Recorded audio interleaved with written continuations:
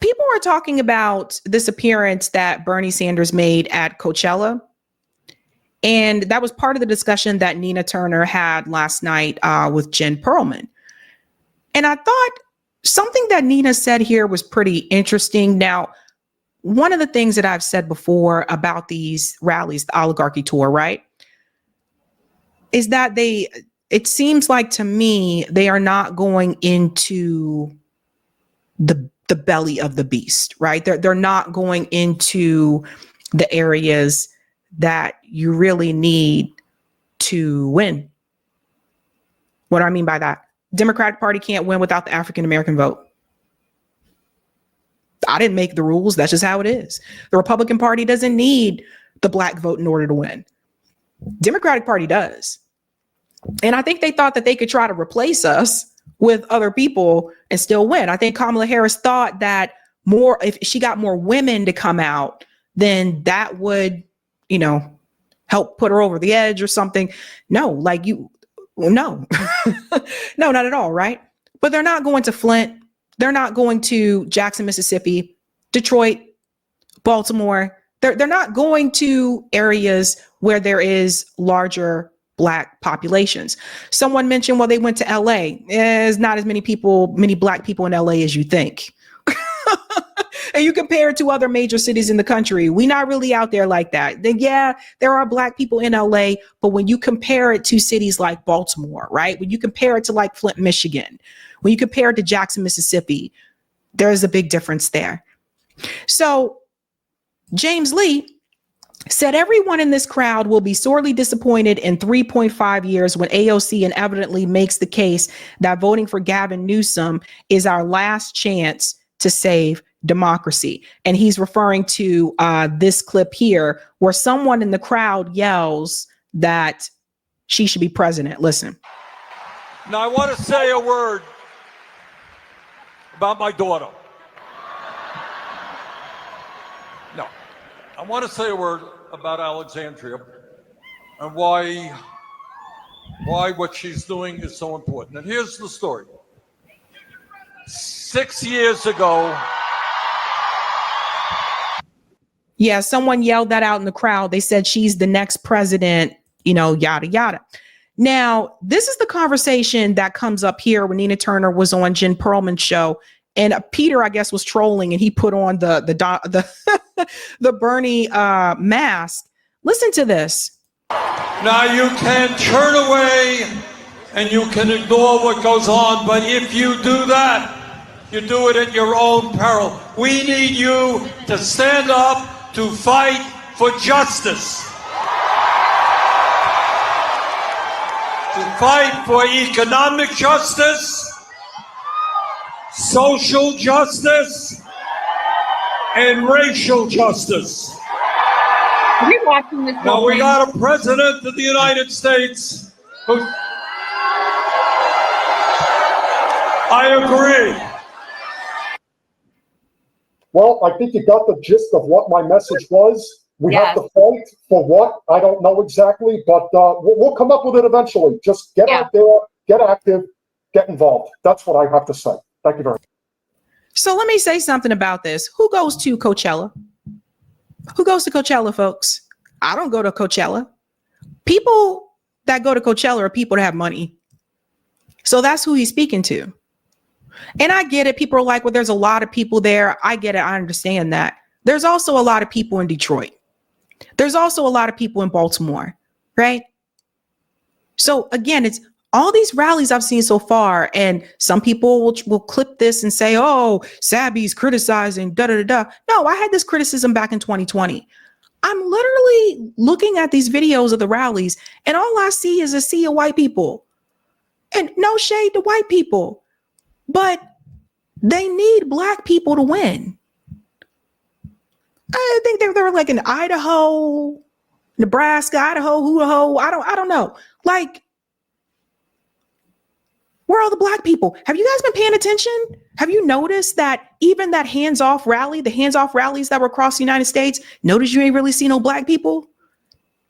You guys notice Black people chilling on the couch, right? Why do you think that is? Let's go back into for more when you get to hear Nina's response to this here. Can we talk about that audience for a second? Okay. That is seriously, of all the people to be talking about class war to, I don't think the crowd at Coachella is necessarily that group. Like that to me is just sort of like, who is that? Who can afford to go to Coachella? Who are the people at Coachella? It's not working people. It's, to me, it looks like a whole bunch of rich kids. I would push back just slightly. I mean, maybe there's a younger generation there that, well, a lot that depend on their parents. So I get where you're coming from. But I think that is the type of message, should go a little deeper. But everybody should hear that message, because we need people who are not in the working class to give a damn too. We really do. Now, whether that's the venue to have a deep conversation, that's why it was superficial. That might not necessarily be the best place to have a deep conversation, but I want people from all economic strata to understand the challenges that we are facing, and that the ultra wealthy do better when everyday people in this country do better. That is the fact. I mean, our economy, 70% consumer-based economy. What sense does it make to trample upon poor people and working class people in this country? Obviously, for many of them, far too many of them, it makes a whole lot of sense, because all they're gonna do is go to Mars or Saturn or somewhere and look up that planet. No, let's keep the mess down here on Earth. I don't want them going around there, Jen, messing up somebody else's planet. But you see what I'm getting at. I think the message is germane for everybody, and most people are working class. Some people may be six figures working class. I have a lot of friends who started working in government at the age of 18, and now they have amassed working, what I would call working class millions. They are not of the ultra wealthy, but they're comfortable, but they care. So we need people from all economic strata to actually give a damn about what is happening to the everyday people in this country. Your point is well taken.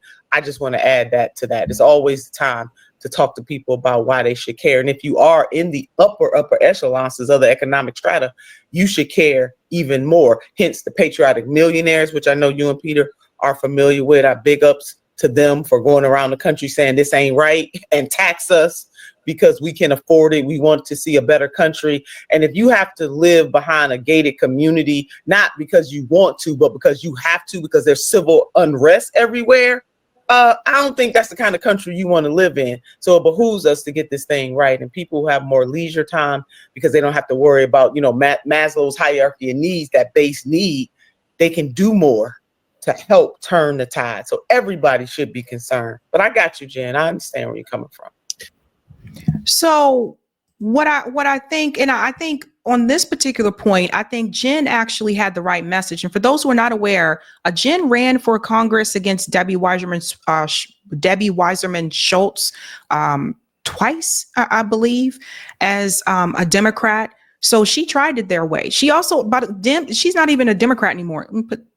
She's not even a Democrat anymore. Jen Perlman was a Democrat, and it just ran as the Democratic Party about a year or so ago against Debbie. But she even mentions it again later on in the show that she's not even a registered Democrat anymore. She left the Democratic Party. And what Jen has said, and I was on her show not too long ago, is that she doesn't believe that the Democratic Party is the right way to go anymore. She doesn't believe that things are going to turn around within that party. And so this is what I was trying to get people to understand. People aren't always going to move when you want them to move, but sometimes people do move when you don't expect them to. Shout out to Roger Meadows for making me very much aware of that. But I think Jen was right here, right? Because again, at Coachella, a lot of people are drunk. Some of them are high. Like, why? It is what it is. But my big issue with it is, like I told you guys before, is I think that they should be prioritizing marginalized communities. You cannot win without them. We watched a great portion of the Latino vote go to the Republican Party. Black men go towards the Republican Party. And I feel like, again, they're not learning this lesson. But it is this part right here that Nina Turner brings up that I really want you guys to hear. This is what I've been telling you that people have been saying to me on the ground about these rallies. Listen to this part. Begrudge them for being there, because there's a lot of people that are scared. They don't know what's going to happen. There's a lot of economic uncertainty. And naturally, when Trump will do, as he often does, shoots from the hip when it comes to economic and political policy, the people who will suffer first are always the people who are struggling the most to survive. And so I get that there are tens of thousands of people in Los Angeles and Salt Lake City and the like that want to hear him and hear her espouse this message of, we're not giving up on the system. We're not just going to let it fall apart. My question to you is, what is the point of this? What is their goal? I know you probably still talk to him. I'm sure you talk to her. And whatever information can be revealed, I think people want to hear this because they're giving a message of, we are going to fight the oligarchy. Yeah, I get it, Bernie. That's great. But if we're not fighting the oligarchy, for example, within the Democratic Party that trades on inside information just as much, if not more, than the Republican Party does, then we are arguing over nothing. We're arguing over the fact that the system's broken, but we're not doing anything to fix it. So what do you want to see, and what should we see, and what should their message be ultimately in terms of how we go forward? That part right there that Peter just said, this is what I continue to hear people say. What is the goal? What are they asking us to do? And I can tell you what it is, really. They want you to vote for the Democratic Party, right? Like they're pushing back against the oligarchy and fighting against that, supposedly. But at the end of the day, we all know the DNC picks who they want the nominee to be. We saw them cheat Bernie Sanders twice. So our AOC and Bernie Sanders, their whole thing is, at the end of the day, even support the oligarchy that we're telling you to fight back against. So they're not saying that explicitly, because if they were to say that, that would give people pause. So what they're doing is saying, let's fight back against the oligarchy. Let's take down these billionaire people. And if they reveal all that now, then people are like, wait a minute, didn't you just tell us to push back against these people, but you want us to still vote for these people? That's what this is really about. That's what this is really about. This is a response to Donald Trump and the billionaires in the Republican Party. This isn't a full response to the billionaires that existed under Joe Biden and Kamala Harris. Both of them endorsed Biden and Harris. You believe they endorsed Biden, sleepwalking ass Biden? They did. They endorsed him for re-election. So this is the point that I'm trying to point out to people, is that they only tend to want to rise up when the Republicans are in power. When all of this exchanging of money, exchanging hands from rich donors was happening under Joe Biden, and Biden said nothing else was going to change, they weren't trying to rile up the people to fight back against the oligarchy then. And the problem that you run into is that people will perceive this as it's just the Republicans that have these billionaire donors, when in reality, both parties have it. So if both parties have the billionaires donors and both parties are bought off, then what you should be telling people to do is to leave that system altogether and start with third parties or independent races. Like that's what you should be pushing people to do. And they could do that. But they're not going to, because they're just as much very part of the same system that they want you to believe that they're not. Now, listen to what Nina says here. Yeah, I mean, motivating the choir is a beautiful thing. I mean, most of the people out there are nostalgic for Sanders' presidential run 2016 and 2020. Those are his people mainly. Let's make no mistake about it. He may have other folks tagging along, but those are his people. And when I look at these rallies, it makes me think about 2016 and 2020. And the three of us know what happened there. The neoliberals thwarted his very real chance of winning in both 2016 and also in 2020. They are responsible for Trump 2.0. This just did not happen during the 2024 election cycle. It's not just because we didn't have a robust primary. Hello, somebody, in 2023. I'm going to put that in the parking lot. This goes way back to 2015, actually. So what I would like to see, fine, motivate people, get them out. All of that stuff is grand. I want to see what we're going to do with them after that, after the cell phone lights are off, after the crowds are gone. What is there? What are we instructing them to do? Pause. That question that she just asked is the same question that I've been hearing from people on the ground. What are they instructing us to do? Now you're hearing that from, you heard it from Peter, you heard it from Jen, now you're hearing it from Nina Turner asking the same question. And Nina Turner still supports the Democratic Party, but she's asking the same question. What are the instructions? What are you asking us to do? What is in short terms, what's the motherfucking end game? That's what she's asking. And a lot of people are asking that question. You're getting all these people excited at these rallies, but what are you leading them to? Back into the Democratic Party? Back into the party of smoke-filled rooms and people just picking candidates? What are you leading them to? How are you fighting back against an oligarchy if you still want them to vote for said oligarchy? Let's go on a little bit more. You know, I'm working on with my organization, the resurrection of the freedom budget for all Americans as envisioned by Asa Philip Randolph, one of the best labor organizers of the 20th century, Bayard Rustin, one of the brainiacs behind the civil rights movement itself, and also the Reverend Dr. Martin Luther King Jr. And Jen and Peter, what they laid out in the late 60s, it was 1966, is a full-fledged plan to eradicate poverty in the United States of America in 10 years. It was what we would call a SMART goal before SMART goals even existed. And really, Asa Philip Randolph, you know, one of the architects, his vision was based on the 4 freedoms of FDR. He pulled out the freedom from want. And what they said very clearly, they didn't say it this way, but we're a hegemonic nation.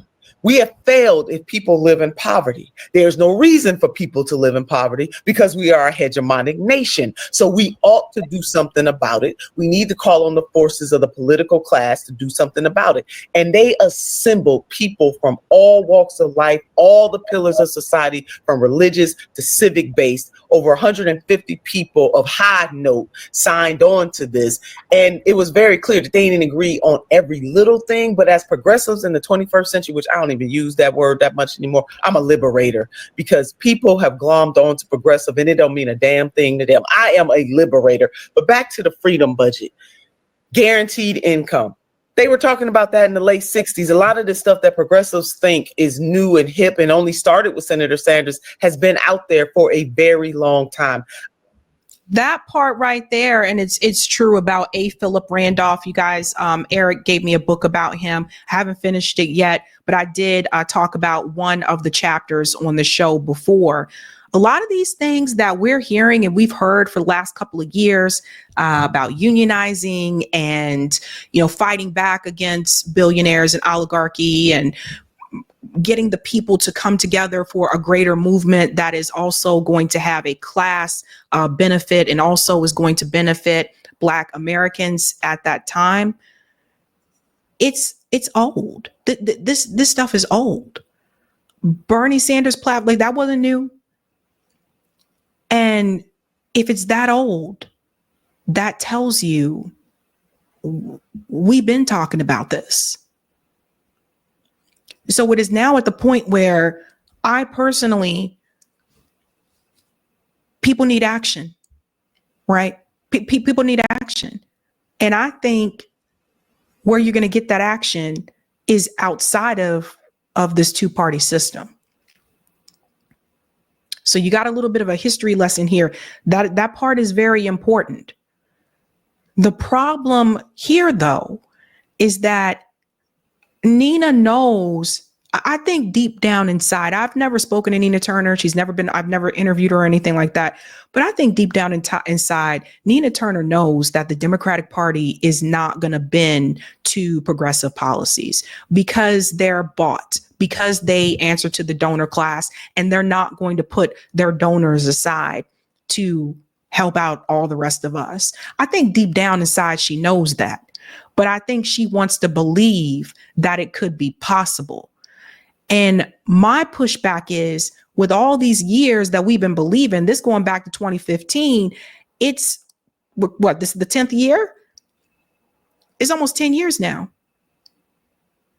Think about what could have been built in all this time. Because if Bernie Sanders was serious about fighting back against the oligarchy, when the Democratic Party cheated his ass and gave states that he won to Hillary Clinton in 2016, Bernie Sanders would have said, F this, we're going to start something else outside of the two-party system. But he's not serious about that. And people say, well, third parties can't win. If Bernie Sanders would have done that in 2016, you don't think a lot of his supporters would have went along with him? And then think about how that third party would be thriving today. This was 10 years ago. Let's go on a little bit more here. I do believe that the liberation struggle for all everyday working class people, oppressed peoples, stream through the Black liberation, because Black folks and their liberation, or our liberation journey, steeped in the type of dehumanization and bigotry, not just chattel slavery, but Jim and Jane Crow, sundown towns, red line. I mean, you name it. It is through that kind of suffering and what the African-American community has been able to accomplish, and the resiliency under such pressure of that community is the key. And so the architects understood that all people, of all working class people, all poor people had to be in it. So guaranteed income, Medicare for all, farm parity, making sure that we take care of people who cannot work, all the things that we agree on. Now we can put some 21st century on it, which we have put in there. Less, no spending on war. Let's bring that stuff back here. Anti-war, pro-peace, more stuff about the environment, taking up some of the 21st century fights that they may not have thought about in the 20th century. But when I tell you it is a brilliant, brilliant, brilliant plan, we need people to take up that plan, the freedom budget for all Americans. So, Peter, that was a long way for me to say, I got the rallies, love the rallies, reminds me of 2016, 2020, but we need action after this. We got to organize people and galvanize them towards a thing. It's one thing to fight against neoliberalism. We got to fight for something, and that is missing for the Democratic Party in particular. That fight has to animate the masses of the people in this country who have been left behind. The Democratic Party failed. They need new leadership. They need an autopsy, and they need to apologize to the American people for losing. Because yeah, so you guys can see that there. And so obviously at the end towards that, what did she say? Which is basically like, you're not organizing people towards something, right? This response that tends to come out from the Democratic Party, it always happens like after they lose. It was after they lost in 2016. Now it's after they lost in 2024. What are you doing when you're not losing? That's like if you're on a team, and we got to go back to sports, okay? Because I played sports. Guys, when I played sports, there was no, we won this game, so we don't have to practice next week. When I was on the debate team, it wasn't like, hey, we took home the most awards this debate tournament. We don't have to practice for the next one. And what athlete, what singer, what musician do you know that just says, I got a gold album, I don't have to practice no more? You always have to practice. You always have to continue doing what you're doing, not just when you're down, but also when you're winning. Now, you can't sit back in here and tell me the Boston Celtics, we didn't get all those damn championships because after we won, we said, okay, we don't have to practice no more. I don't have to set a goal for myself next season because we got a championship this past one. Are you kidding me? How do you think some of these teams continue to win over and over and over? I live in Massachusetts in the Boston area. I can tell you there's a reason why our teams continue to win so much. The coaches don't play. You can go back and you can look at that. You can go back. Does Michael Jordan get 6 championships with the Chicago Bulls if he just says, oh, we won 2 in a row, I ain't got to practice no more? No. And that's where we're at. That's exactly where we're at. But things are happening locally. And I think you guys need to see this. Now, this was posted by Bandit. It's a long thread. But he said, my DSA chapter unanimously passed a resolution yesterday to completely cease cooperation with the Democratic Party and instead construct our own independent support base and infrastructure. That's a big deal. So a DSA chapter DSA chapter said they don't want to be attached. They don't want to be with the Democratic Party. He put this here and said, muting this now, but thanks for all the love. To the DSA members liking this post, want to see this happen nationally, sign on to my resolution on the reforms to get my proposal to the convention. So here's someone who's serious. So you're seeing local DSA chapters say, yeah, man, we vote to cease any cooperation with the Democratic Party. Now, I'm not a part of DSA. I've heard some things, but I'm not a part of DSA. But is that not a sign that people are not too happy with the way things are going? Is that not a sign? Come on, the DSA, that they were like the biggest cheerleaders. So you see what's happening.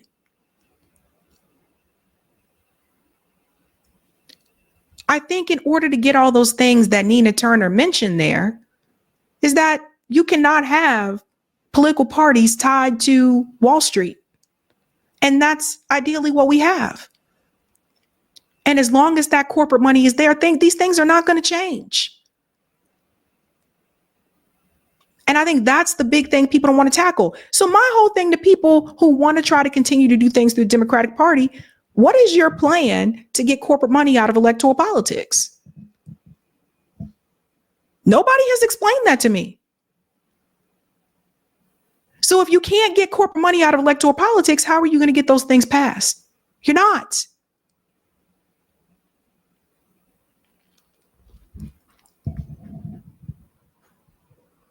But I thought it was interesting what she said there about how, look, you guys aren't giving people instructions and people are just kind of like lost. Let's go to some of the comments here in the chat. Ladies and gentlemen, hey, hey, hey. All right. Pinkus, thank you. Where is the opposition to the duopoly? Pick a card and play the hand, or Bernie will rob any left movement again and give all that money to an establishment candidate like AOC, who is an imbecile. There's the Green Party. There's Workers Strike Back. I mean, there's a number of different things that are happening, but the most viable one at this time is the Green Party. And I say that, and I'm not even a member of the Green Party. But realistically, when it comes to ballot access, when it comes to progressive policies, that's the Green Party. Thank you, Justin. Let's let the Dems lose. We shouldn't be rooting for them to turn around and do things better. It's time for them to make room for a true opposition party for the people. The Oracle says Nina's message is perfectly suited for an independent party, but she won't budge, which say her monies are still coming through the Democrat orbit. Thank you, Tim. The goal is to cosplay as true change makers and yet funnel you right back into the feckless Dem party. Bernie is an op. Vote third party, y'all. FOH. Thank you, CEB. Didn't Sanders get a pro-Palestine supporter arrested? I don't know if he got them arrested. I saw someone being removed. Don't know if that order came from him or not. Shout out to Kimi, who's been a member for 6 months. Sabby is going off. Sabby is going off. Going to share this segment when it's edited. Folks need to hear this. They need to be faced with it. Thank you, CEB. Nina isn't who she says she is. Watch her. She plays the same game as Sanders. I'm a black man in Akron. We need to stop playing their game. Learn. Thank you, Roger. Eric gave you a book on ASAP Philip Randolph too. Oh, Roger. I'm sorry if I said Eric. Roger. Or Roger's like, what? Thank you, Anon. Longtime Palestinian follower. Just wanted to thank you for being pro-justice across the board. Continuing to learn from you all the time. Thank you. Thank you, CEB. Rep Party is the third party. Stop following this structure. Stop voting, get in the streets, and stop the economy. Take back your nation. I will debate this. Rep Party? What is Rep Party? Oh, Republican Party is the third party. Well, yeah, it was a third party. Thank you for that. Dwayne, Was Sabby a point guard or a power forward? I was a forward. I was a forward. Hey guys, this was a Sabby clip. If you like what you saw, hit that like button and subscribe.